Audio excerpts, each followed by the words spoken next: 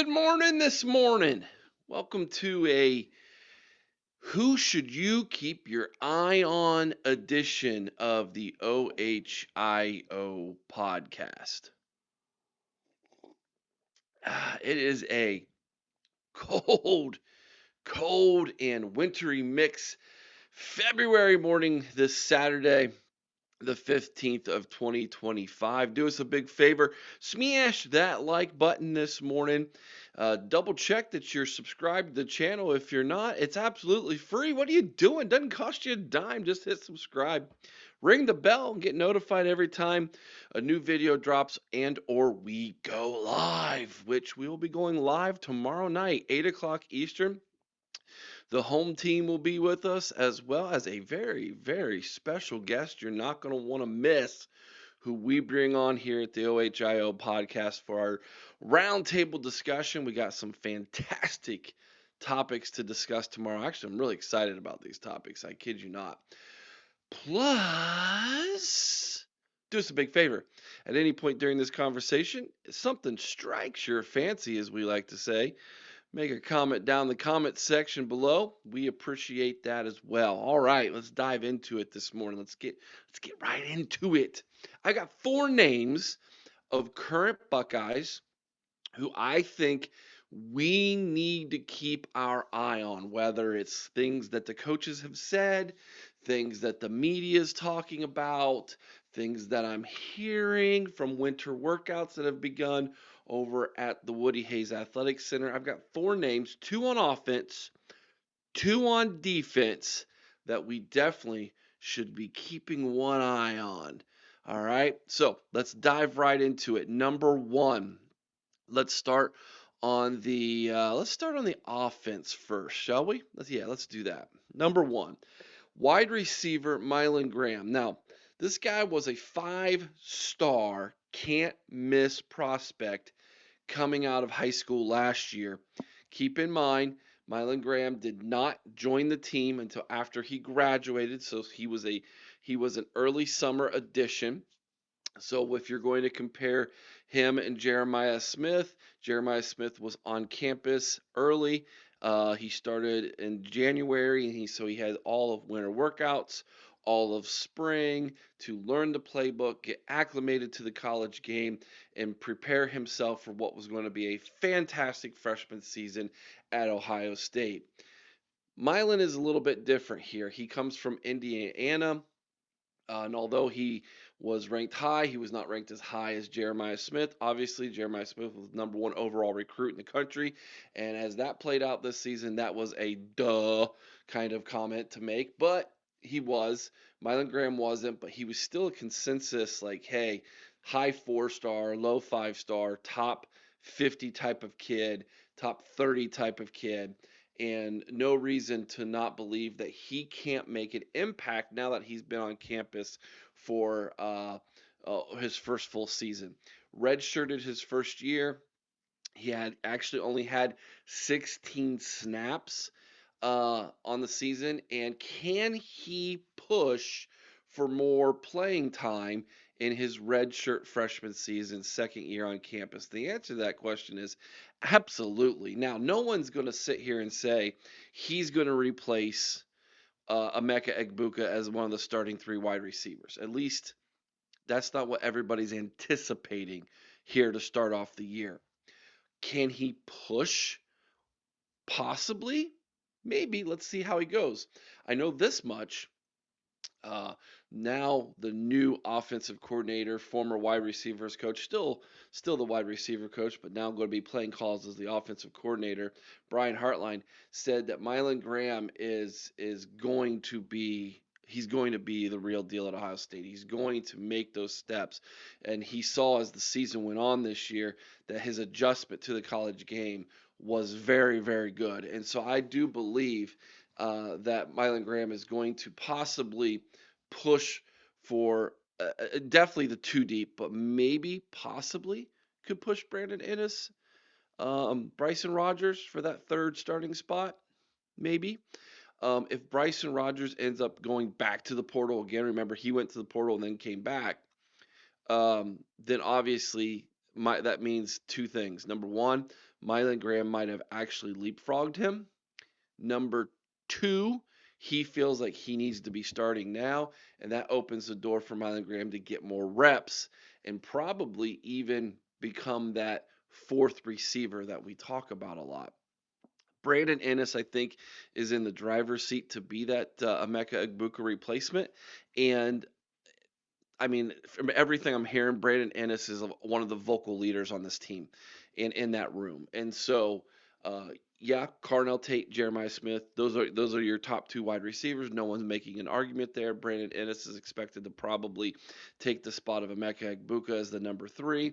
You got Bryson Rogers, who's competing to try to get more snaps as well. And then I think Mylan Graham is that fifth guy you need to keep your eye on in that room. Brandon Ennis had 195 snaps last year total. Bryson Rogers had 163. All right, let's keep it on the offensive side. I got another name for you. And of course, you all know I love to talk offensive line. And let's go ahead and talk about Josh Padilla. Now, some say Padilla because it's spelled like tortilla, but no one says tortilla. Y'all say tortilla. But and I haven't really heard him in person give his pronunciation. Padilla is how I've been saying it, but, but I can see some of you all say Padilla. But Joshua, anyways, Josh Padilla, he's making some noise about possibly inserting his name into competing for the starting center position. Now, I can already hear, wait a minute, why would Carson Hinsman not be the starting center? Because, as Ohio State has said multiple times under Ryan Day, the idea is to get your best five offensive linemen on the field if at all possible. If you're going to do that, is there a chance, just asking the question, that they would kick Carson Hinsman back to left guard? Let's take a look at a little bit of the depth chart here and talk about that. So, if you, by the way, you got the two transfers coming in at tackle. We're not going to talk about them. Let's just talk about the interior. If you're going to move Carson Hinsman to guard and Padilla offers you, who by the way had 38 snaps last year, he offers you the best potential to get your starting five at center, then that leaves Austin Sverveld or Sierraveld, as I believe is the proper pronunciation. I always say Sverveld. I put an extra V in there, and I'm not really sure why. Sierraveld. Austin's at 495 snaps last year. Carson Hinsman had 597. Tegra Shabolo, who was the starting right guard last year, had 774 snaps. So between those three and Luke Montgomery, who who got some playing time there at the end of the season as well, who had 261 snaps. So I just mentioned four people to you who all played guard: Hinsman, Montgomery, Sierraveld, and Shabola. Shabola with the most snaps at 774, Hinsman second at 597, Sierraveld at 495, and then Montgomery at 261. If I was a betting man and Josh Padilla ends up being the starting center, then I would wonder if Hinsman's your starting left guard and at starting right guard is Luke Montgomery. And that's if they don't think Montgomery can also play tackle, which he might be able to play right tackle this year. I mean, I would think, I mean, some people are going to argue, say he's a guard only, but he was a really high recruit, and there was talk about could he also possibly be a tackle. If he could, then obviously you need to move him out there now so that he can start to work on that and start to compete to become your starting right tackle. Either way, those are four really good pieces. Now, Hinsman can also be your backup center. Think about what they did this year, right? There's the injury at tackle. Jackson gets kicked out from left guard to left tackle. Hinsman steps in at left guard, and then you have the injury at center. Then he kicks in the center. You could do something similar to that with Hinsman. I love his versatility there. So keep your eye on Josh Padilla because that not only is going to be interesting for him, but it's also going to be interesting for this highly uber competitive competition we've got going on at the guard positions here at Ohio State. And by the way, isn't it nice going into this season not having to worry about our offensive line depth this year? Yeah, we've got some questions on the ends, but this is the most comfortable I have felt about our starting offensive line in a long, long time. And so feeling good about that. All right, let's kick it over to the defensive side of the ball now. I got a couple names that I want to talk about there. Let's start at the linebacker position and let's talk about Arvell Reese, who had 307 snaps last year. I think he is the leader in the clubhouse to replace Cody Simon. Um, Obviously, with the announcement that Sonny Styles was going to come back for his senior season, I think the going um, overwhelming idea and consideration by everybody talking depth chart is that Arvell Reese and Sonny Styles are your starting linebackers. Now, we can't forget to mention CJ Hicks, who ended up having 149 snaps last year. And they kept thrusting CJ in that linebacking position until he verbally made the comment that he was kind of being not used properly. I think there's a world where CJ Hicks might kick down the defensive end. We'll see what happens with him this spring. With that, if they're going to give him more reps as kind of a pass rushing specialist on the end, or is he going to be that cowboy hybrid that everybody keeps talking about, the stand up defensive end? You can move around almost like an additional linebacker. But either way, I think Arvell Reese is the guy who is in the clubhouse, leader in the clubhouse for replacing Simon at linebacker. Sonny Styles, by the way, had 894 snaps last year, almost two times as many as Arvell Reese did, three times as many at 307. Of course, Gabe Powers decided to transfer out of Ohio State. He's now going to be playing linebacker in Manhattan, Kansas for the K-State Wildcats.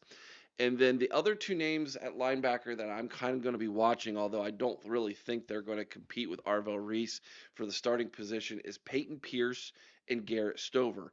Both of them will be redshirt freshmen this year. Pierce had 31 snaps last year. Stover had one. Of course, Garrett Stover is the cousin of Ohio State legend tight end Cade Stover. So obviously he got the last name there, right?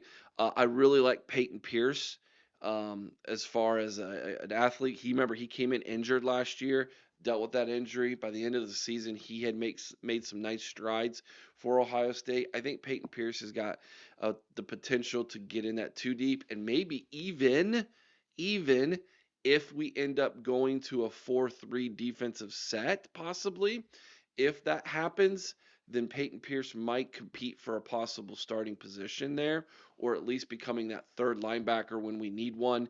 If we go to a 4-3, if CJ Hicks does kick it down on the defensive line. So there are some questions to look at, but Arvell Reese is definitely one of the names on the defensive side that I've got my eye on this spring. I could look for him of having a huge year this upcoming year. The other name that I'm going to be looking at on the defensive side and keeping one eye on is Aaron Scott Jr. at the cornerback position.